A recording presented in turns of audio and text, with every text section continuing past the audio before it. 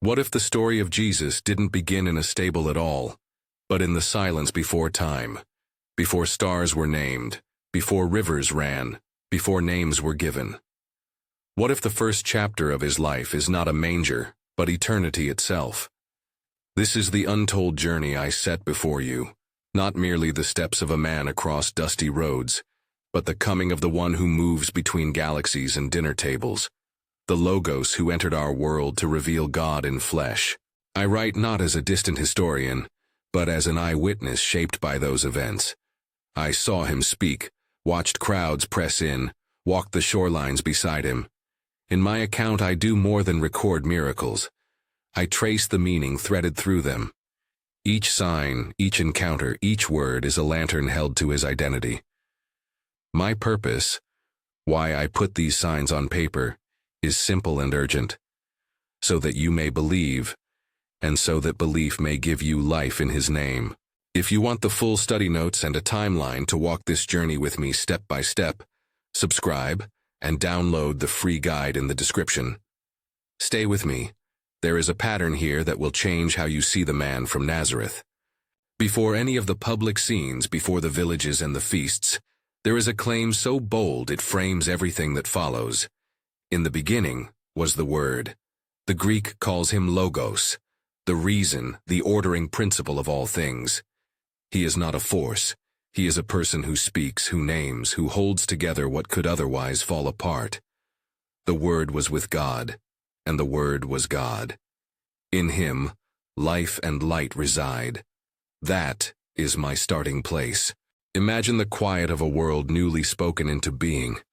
This Word, through whom galaxies spun into place, did not remain aloof. He chose a form that could be touched.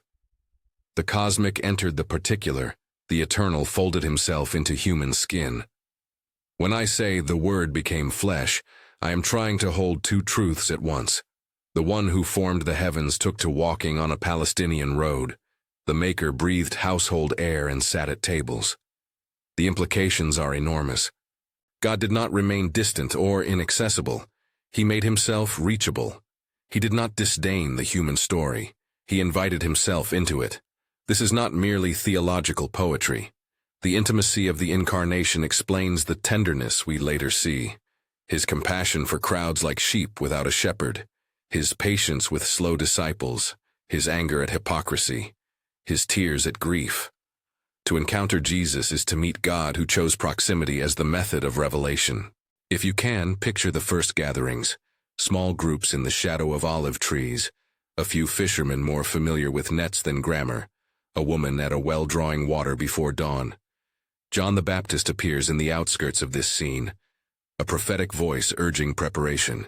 He points not to himself but to one coming after him who is greater. That pointing is essential. John the Baptist's role is to witness. He cannot contain the story. He must send us to the source. When Jesus first steps into public ministry at a wedding in Cana, the miracle that follows seems domestic, and that ordinariness is exactly the point. Stone water jars stand ready for ritual cleansing, their clay cool and heavy. At a moment of need, wine running low, Jesus transforms those jars into abundance. It is a simple scene. Water becomes wine. Celebration resumes. Life overflows.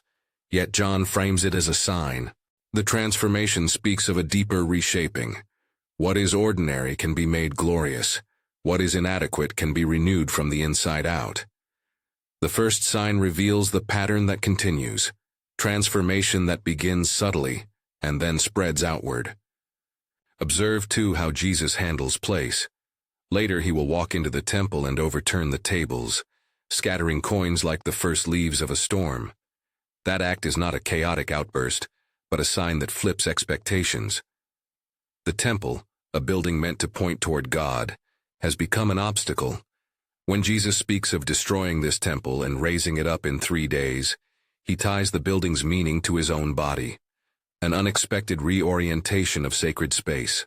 The temple cleansing foreshadows something more decisive, the path of death and resurrection that will reconcile worship to the person of God. John's gospel moves us from public spectacle to private encounters, Because the greatest revelations often come in the hush of two people speaking. Late one night, a man named Nicodemus, a teacher of Israel, slips out to find Jesus. He comes under the cover of darkness, perhaps to hide, perhaps because the questions he carries are not meant for broad daylight. What he seeks is certainty. What does it mean to see the kingdom? Jesus answers in terms that break common categories. Nicodemus must be born again, born from above. The Spirit moves where it wills. It is a disorienting image, an elder, a learned man, told that entry into God's realm is not a matter of pedigree or achievement, but of new birth. In my telling, I do not downplay the strangeness. To be born of water and spirit is to have one's life reordered, to receive a source of life that is divine in origin. There is no algorithm, no litmus test, only the mysterious movement of God's Spirit. And at the heart of that conversation is a summary of the gospel that will sit like a bright stone at the center of the whole narrative. A short, piercing explanation of God's love that turns judgment into invitation. A different encounter unfolds at a well in Samaria. There, at noontime, a woman draws water and meets the man who offers living water. She has come alone, perhaps carrying the weight of social exile, and Jesus speaks across cultural walls, between Jew and Samaritan, male and female, religious authority and social marginalization. He engages her story, names her truth, and offers a wellspring that never runs dry. The session at Jacob's well is less about doctrine than about dignity.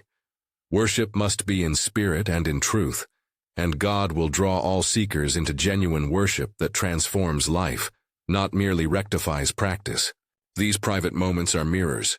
They reflect Jesus' identity in ways public miracles cannot. Nicodemus hears of new birth. The Samaritan woman tastes a revelation that breaks social boundaries. Both experiences illuminate the Logos not merely as a cosmic force but as a presence who meets people in their need. John includes these scenes to show that revelation is relational. But John also records signs that are unmistakably authoritative, events that announce Jesus' power across distance and disease. Consider the royal official whose son lies near death. From a distance, with anxiety tightened like a rope around his heart, he pleads. Jesus speaks a word, and healing travels faster than messenger or medicine. Authority in John's account can work like a command across space. It is not constrained by proximity. This sign teaches that the presence of Jesus extends beyond visible boundaries. Then there is the healing by the pool at Bethesda, a man who has lain for 38 years, an emblem of chronic suffering and spiritual inertia. Jesus asks one question that pierces layers of explanation. Do you want to be healed? The man's story unfolds with all the complexities of a life shaped by disappointment, ritualized waiting beside a pool that promised help, but often delivered only more waiting. The healing disrupts the status quo.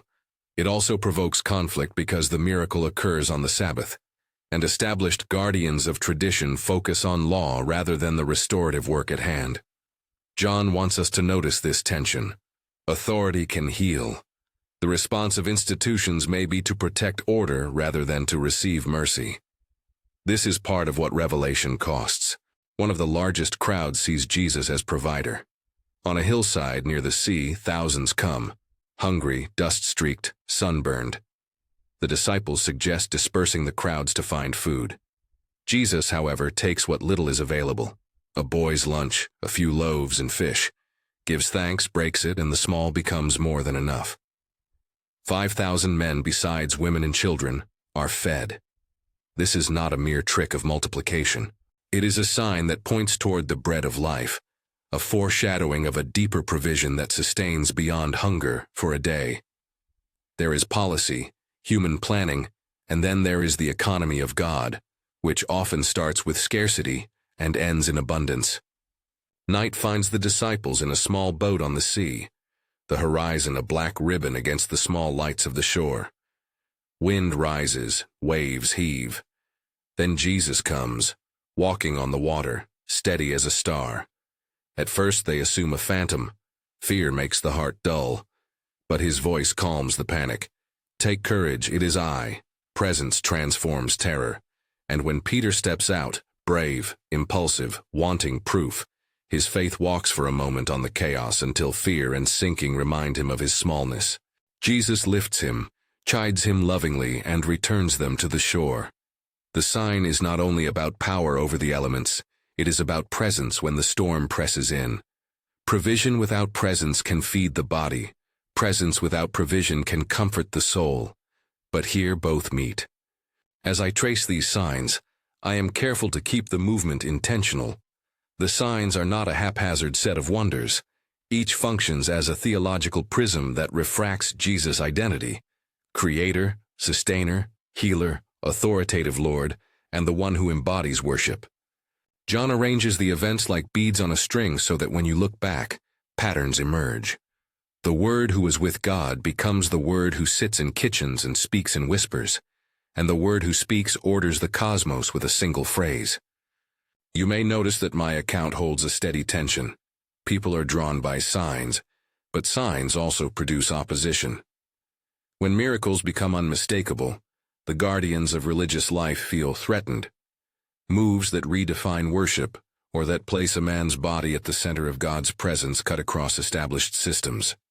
The more public and decisive the sign, the more it provokes plotting. That pattern will grow tighter as the journey goes on. And yet, even opposition does not obscure the thread of love. In the midst of anger and plotting, Jesus demonstrates a strange combination of humility and resolve. He washes feet at a table, stoops to serve the ones who would soon flee in fear. He offers a new commandment: love one another as he has loved them, a love that foreshadows the ultimate cost he will bear. Service becomes the litmus test of discipleship. The paradox is deliberate: a king who washes feet, a Lord whose authority is shown in servanthood. This brings us back to why I wrote, I want you to see the unity of his signs and sayings. When Jesus calls himself the bread of life, he is not issuing a metaphysical puzzle. He is tying a visible sign to an invisible reality. When he speaks of being the light of the world, recall the scenes where darkness meets him and is unsettled. When he claims to be the resurrection and the life, remember graves pried open by his voice. Each I am is anchored in an observable act. Each act invites interpretation. Up to this point, we have traveled from eternity to Cana's jars, from temple tables to midnight conversation, from wells to waves. The pattern is clear. Revelation moves from the cosmic to the intimate, from the unseen into the visible. People taste, touch, and either believe or harden. The stakes are not merely historical curiosity. To perceive who Jesus is changes everything: how we worship, whom we trust in sickness and in fear, and how we handle power and vulnerability. We are not yet at the turning point that will make the stakes unbearable for those who love power and fearful for those who seek truth. The signs have pointed consistently toward a man who is both sovereign and sacrificial. The next movements in this story will bring these two qualities into collision with the structures that cannot bear such a revelation. For now, hold that tension. The Word is with us and among us. Signs reveal identity. People respond with wonder or with plotting. These threads will tighten. There is one more thing we must notice before pressing on: the recurring image of sight, both physical and spiritual. Some who receive sight are healed only to be judged for it by those who prefer darkness that preserves their control. Sometimes Jesus' clearest acts of mercy reveal hearts not ready to change. Other times, in unexpected places, faith blooms. As we stand at this midpoint in the journey I recorded, imagine the road ahead not as a straight line but as a spiral drawing us ever closer to the center. Jesus' ministry drawing crowds and friends, revealing identity through signs, and pressing inevitably toward a confrontation that will expose the cost of God's love. The next sign I will take you to is one that makes clarity unavoidable. It is intimate and public at once. It will force a choice, and that choice will set in motion everything that follows. There is a sign I saved for a moment when hearing would not be distracted by spectacle alone, a sign that confronts sight itself and asks, who truly sees? It happens in the middle of a city that prides itself on knowledge. I remember the alley, the thin crowd pressed against stone, the murmur of religious judges circling like vultures. They brought to Jesus a man who had been blind from birth. No gradual dimming, no arc of memory to cling to, only darkness that had shaped every habit, every vocation, every margin of his life. They wanted to know whether this was sin, whether it could be corrected by ritual, whether the man's condition proved some moral calculus.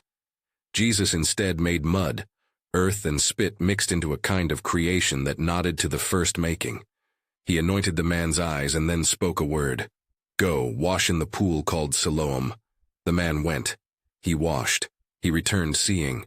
The first sensation of sight is chaotic. Light does not arrive in sentences. It pours in, rearranges a world you have only imagined. He would have squinted at the sun like a newborn. He would have stumbled as bricks took form into houses and faces formed into names. People who had known him by touch or rumor now groped for a way to reconcile the man who had always been a silhouette with the one who now could point to the one who had healed him. The Pharisees interrogated, as if sight could be reduced to law. They quibbled about Sabbath violations and authority. They could not bear that a man once settled at the edge of their world should become an inconvenient witness to a God they preferred to keep in temples and texts. His neighbors and the authorities could not decide which of them was more blind, the man who had never seen, or those who would not see the God standing before them. When questioned, he said what any honest person would. "I was blind, now I see." He gave the testimony of one whose life had been interrupted by mercy. That testimony unsettled the custodians of religion, who could only account for the man as a byproduct, a problem to be explained away. Some wanted to expel him. The more the light exposed his face, the more some retreated into shadows. John includes this sign not because it is dramatic, though it is, but because it flips an assumption. Sight is not merely a physical faculty, it is a disposition of soul. The man's physical eyes were opened so that his heart might also be uncovered. It is a pattern we will see again. Those who claim to guard truth can lose it. Those who have nothing given mercy suddenly hold the clearest testimony. After the healing, the man who could now see encountered Jesus again. The conversation closes with a piercing moment. Jesus calls him out of the crowd and asks a question none of us can answer for another. "Do you believe in the Son of Man?" The man asks, "Who is he, Lord, that I may believe?" There is no scaffolding here, no debate committees, only an invitation into trust. He answers, "Lord, I believe." And he worships.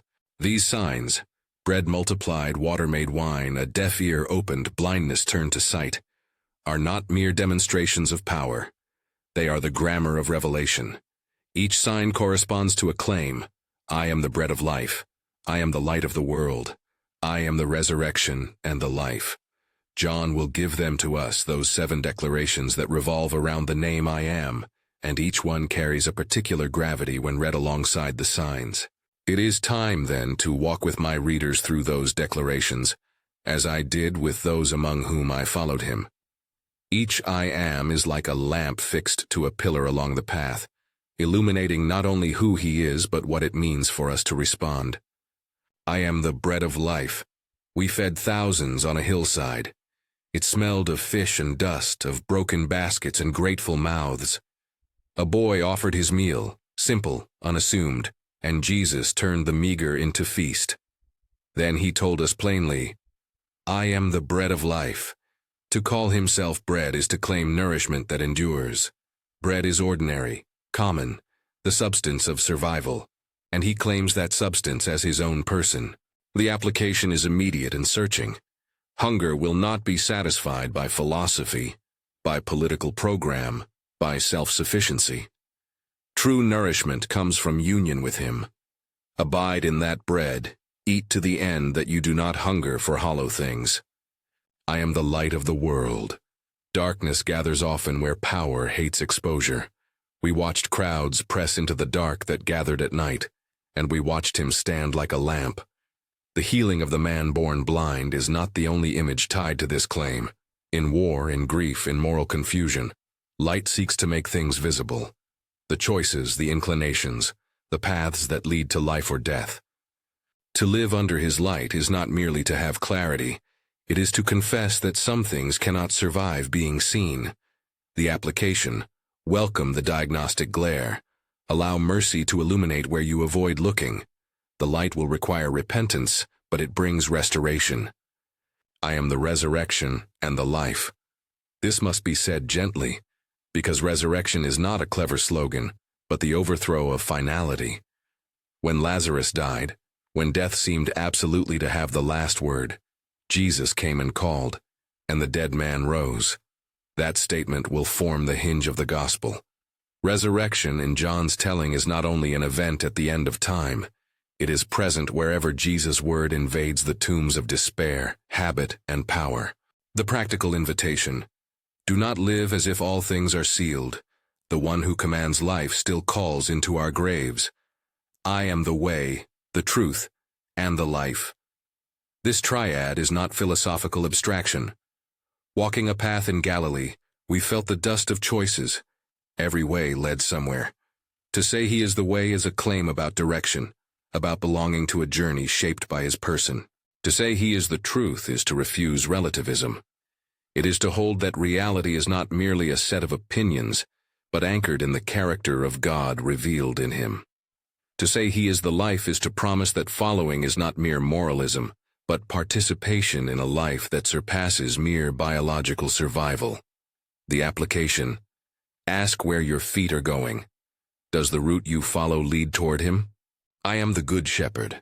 I have seen him gather. Sheep will follow with the sound of their shepherd, not because they understand doctrine, but because they know voice. In my memory there are nights beside fires when he spoke of sheep, of hired hands who flee, of wolves that hunt for division. Shepherding is not a metaphor for managerial skill. It is an image of tender guidance, of one who lays down life for the flock. The application: notice how you respond to care. Do you flee when safety is risked, or do you press toward the voice that leads toward pastures? I am the gate. The image is abrupt and judicial. Gates guard, but if the gate is the way, then entry is located in relationship with Jesus. He protects access to the fold. Those who enter by him find pasture. Those who climb by other means miss the security that comes from rightful belonging.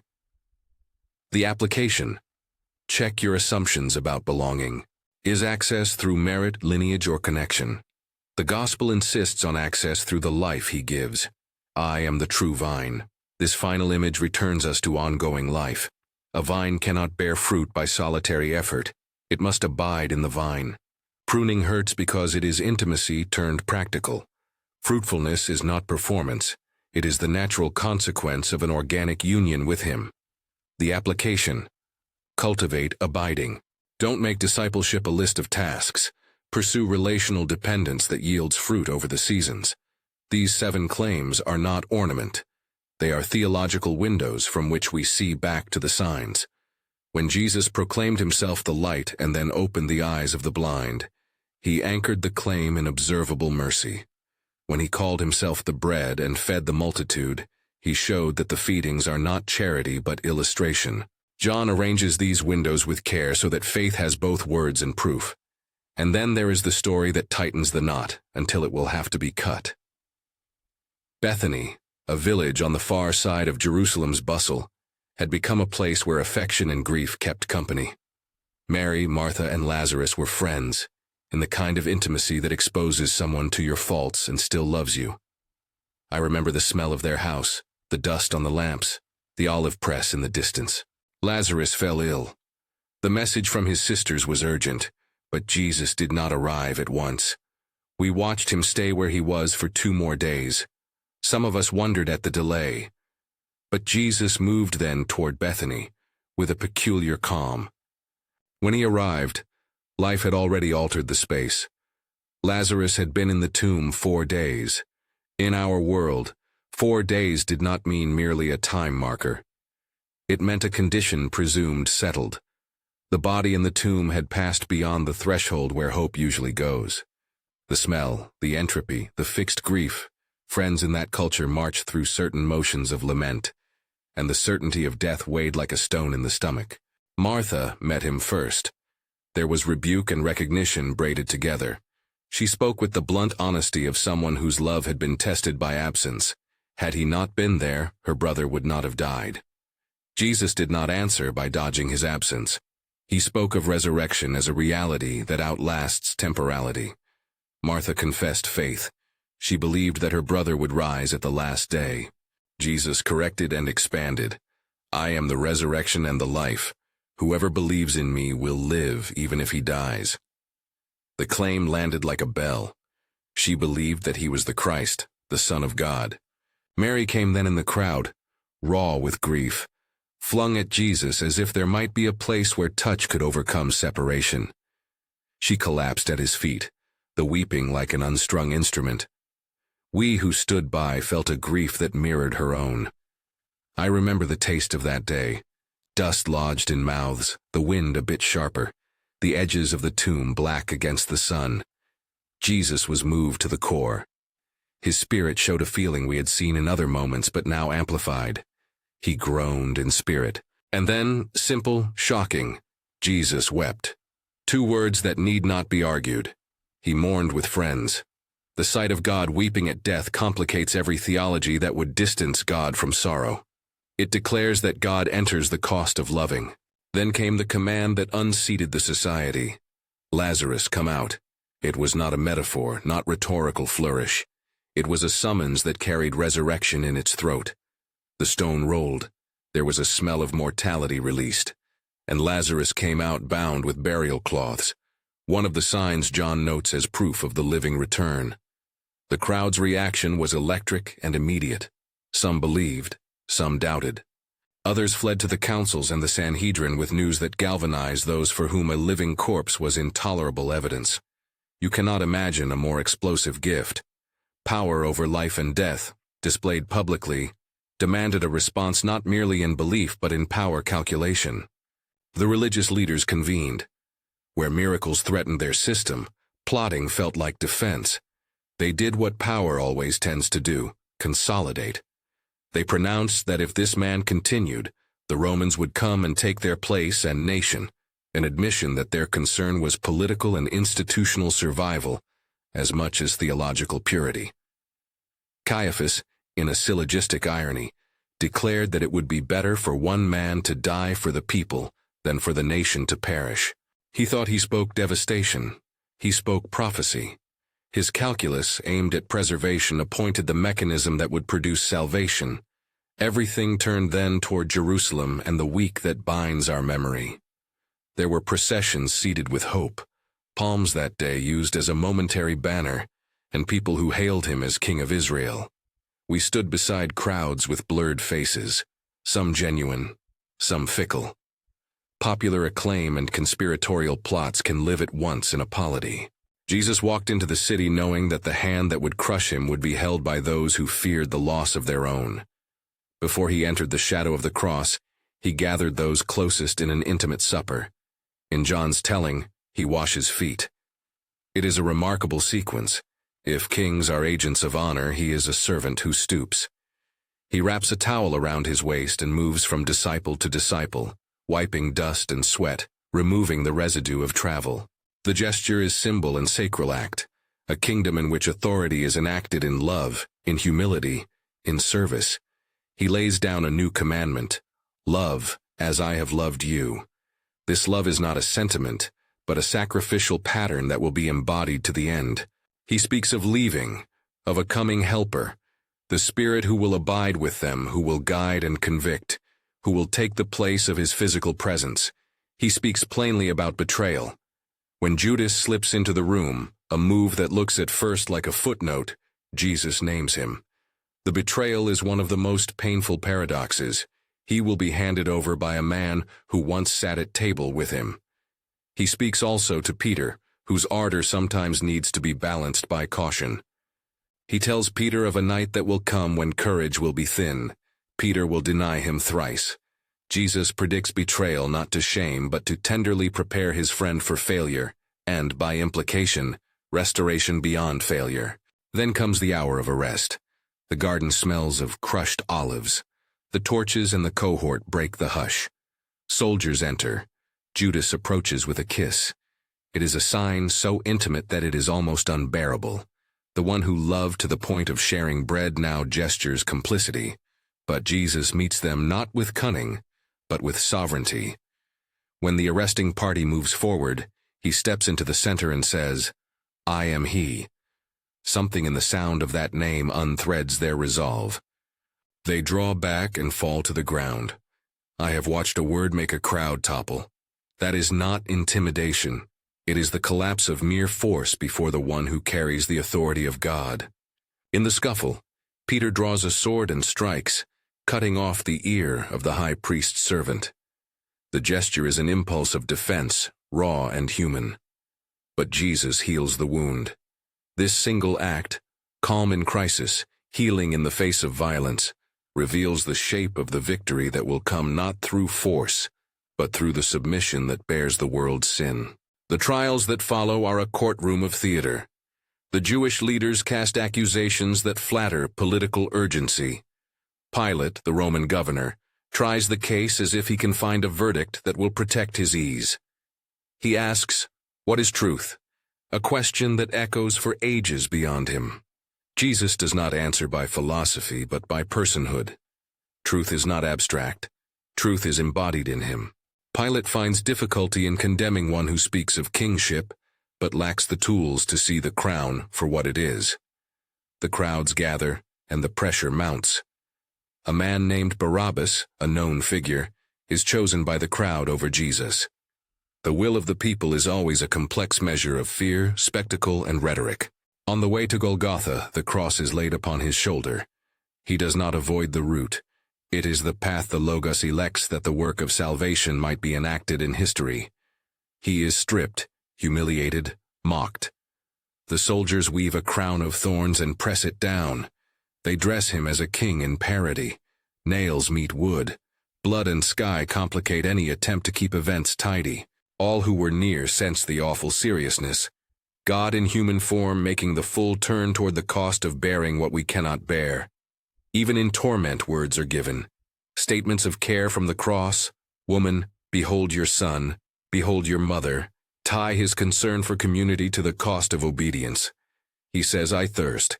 Humanity exposed. And, "It is finished." Language that both completes the mission and signals the inauguration of a new covenantal order. The centurion's confession arrives like an epiphany. Truly this man was the Son of God. It is as if a Roman, trained to measure power by force, recognizes a deeper authority in the surrender. He is buried by Joseph of Arimathea and Nicodemus, men who demonstrate a final tenderness. The tomb is sealed. A stone covers what once walked. The city exhales. Grief collects like sediment. For a moment, the world seems finally to have the last say. But the story refuses finality. On the first day of the week at dawn, women who had loved him come to the tomb with spices. Their motion is ritual, expectation, dedication. Mary Magdalene arrives and discovers stone moved, linens folded, an absence that speaks. She runs, not out of hysteria but out of faithful anguish, to Peter and to me. We run toward the tomb. I have run fast. Younger feet have advantage. I arrived second, but I entered first, scanning the burial cloths lying there. Peter enters and sees, incredulous. The linen is there, the face wrappings folded where the head had lain. It is a silent testimony rather than a spectacle. Even so, we did not yet understand the resurrection in the full. We believed the record of emptiness and took it back to Mary, who lingered outside. She stays near weeping when a figure appears and asks her why she weeps. She does not immediately recognize him. He calls her by name, Mary. That single summons transforms recognition into relation. She answers him with the endearment, Rabboni. Her grief slides into worship. This first appearance is personal and intimate. It is not a public proof but a restoration of relationship. Later that day, the disciples were locked in a room, fear like a lens. The doors shut not only against enemies but against their own cowardice. Suddenly, Jesus stood among them. The room held his body like an impossible verb. He showed them his hands and his side. Their fear turned to joy. He breathed on them and said, "Receive the Holy Spirit." In John's account, this is the moment the mission passes. The Spirit comes not as an abstract force but as life imparted through breath. The disciples are sent, forgiven, enabled to continue that work which began in the Galilean hills. Thomas was not there on that first evening. When he heard their report, he refused what sounded like sentimentalism. He demanded empirical proof. Place your finger here. Touch my hands. A week later, in the same room, Jesus appears again and addresses Thomas directly. Do not be faithless, but believing. Thomas responds with a confession that will resonate through centuries. My Lord and my God. It is a confession that accepts both the man and the divine identity he carries. Jesus then says a word that echoes beyond Thomas. Blessed are those who have not seen and yet have believed. That word reaches toward you and me, readers who will come later, who will not walk the dusty streets but will inherit testimony. There is more. Jesus met some of us by the Sea of Galilee after the resurrection. We had returned to the rhythms we knew, fishing, the way people do after a trauma, seeking the comfort of old patterns. The night had been fruitless. In the gray hours, a stranger on the shore called us to cast on the right side. We obeyed and hauled nets filled beyond measure. When we recognized him, John said, "It is the Lord." There was bread and fish, a charcoal fire, a breakfast that tasted like normality restored. Over bread, Jesus asked Peter 3 times, "Do you love me?" Each question answered not only rescues the threefold denial, but reinstates. Feed my lambs, tend my sheep. Love is the metric of restoration. Leadership in the new order is not dominance, but pastoral care. My gospel ends with what could be mistaken for a flourish of biography. Many other signs were done. But I close with a purpose, a solemn claim. The signs I have written are selected, shaped, and arranged so that you may believe that Jesus is the Christ, the Son of God, and that by believing you may have life in his name. It is not merely a record for curiosity. It is an invitation. What does it mean to live under John's portrait of Jesus, the Logos who became flesh? To abide in him, to remain in the vine, is to cultivate dependence rather than achievement. It is to notice that life in him is measured by love, not by performance. It is to allow the pruning that leads to fruit. Practically, this means disciplines that are less about checking boxes and more about inviting presence. Prayer that hears rather than lists demands. Scripture read as encounter rather than puzzle. Community chosen with the same tenderness that Jesus showed at table. It means faith that will sometimes fail and be restored. Remember Peter. And courage to move towards service, knowing that the example of the cross determines the pattern of power. It means embracing the Spirit's promised presence. In the upper room he spoke of the helper who would come, comforter, counselor, paraclete. The Spirit does not replace Jesus' physical presence. The Spirit embodies and applies it, guiding into truth, convicting of sin, enabling witness. To live in the Spirit is to take seriously the inner life, confession, repentance, thankfulness, and the courage to love beyond convenience. Unity, too, runs like a red thread from the high priestly words he prays. He prays that we may be one, just as he and the Father are one. This unity is not uniformity, not pressure toward sameness, but a shared life that witnesses to the world's alienation. To love one another as he loved, that command binds our witness to the cross. The world will look at fractured churches and say, if only you were one. Our unity is a testimony that the work of Jesus is real. There are practical measures, then, for those who wish to follow this untold journey into daily life. Begin with moments, a morning moment of brief listening, rather than a checklist of demands, a weekly community where confession and service replace performance, a practice of naming fear and surrendering it to the one who met the sailors on the sea. Learn the language of lament that Jesus embodied. Let grief be held within the life of the community, rather than hidden away. Make service a habit. Wash feet in whatever ways your life allows. While you act, remember the spine of John's Gospel. Signs reveal identity. Ask not merely what God does, but who he is. We must also live as witnesses. The world needs testimony more than polemic. The man born blind, once healed, simply said, "I was blind, now I see." There is humility and clarity in such witness. The apostles' new vocation was not to argue the credentials, but to tell what they had seen. If you have encountered him, if some small mercy has rearranged your horizon, tell it plainly. Do not feel you need to provide a full theology. A clear account of changed life points toward the Logos who makes a way. And finally, carry hope into the face of death. Lazarus is not an allegory. He is a real man and a sign that death is not unmitigated finality. We do not promise a formula for guaranteed removal of every sorrow. We cannot. John will not allow us to weaponize miracles. But we can point to a living Lord who ordains the final word. To live in that hope is to permit grief its space, to resist cheap consolation, and to hold the tension between presence and promise. He wept and he called, and both realities matter. If you have traveled with me through these signs and claims, you may now see why I wrote what I did.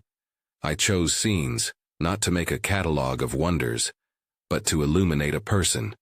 The Word who called the stars into being, spoke a human mouth and washed the feet of his friends. That paradox is the backbone of the gospel. To bear it is to accept that divine majesty and human vulnerability combine in a way that redraws our loyalties. Perhaps you are moved to notice one of the "I am" sayings with new attention. Which one draws at your hunger?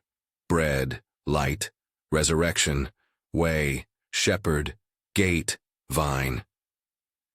Reflect on the particular form of need you carry. Are you hungry in the ordinary way? Do you sit in darkness? Do you fear finality? Is your direction uncertain? Do you long for care? Do you seek belonging or fruit? Each claim is a point of contact. I will end with the same posture I held when I first put ink to paper. Witnessfulness that invites. The signs are written so that you may believe. Belief in John's sense is not mere intellectual assent. It is trust that reorients life. It is a decision to dwell in the economy of grace and serve in the pattern of a servant king. If this portrait of Jesus resonates with you, I invite you to bring it into practice. Pray for the Spirit to make these truths alive. Join a community that models sacrificial love. Read these chapters slowly and aloud so that the signs may become more than information. They may become the scaffolding of faith. If John's portrait has stirred a question or an ache, share it below. Tell us which "I am" you find most tender or most demanding. Join the conversation so we can be a small neighborhood of witnesses together. If you would like to walk this journey in more depth, there is a study guide linked in the description that traces the signs, the timeline, and practical questions for groups. Subscribe for the series that will unpack each "I am" more fully. My hope is the same now as it was when I wrote, that these signs might do their work in you, that by seeing you might believe, and by believing you might have life, abundant, present, and eternal, in His name.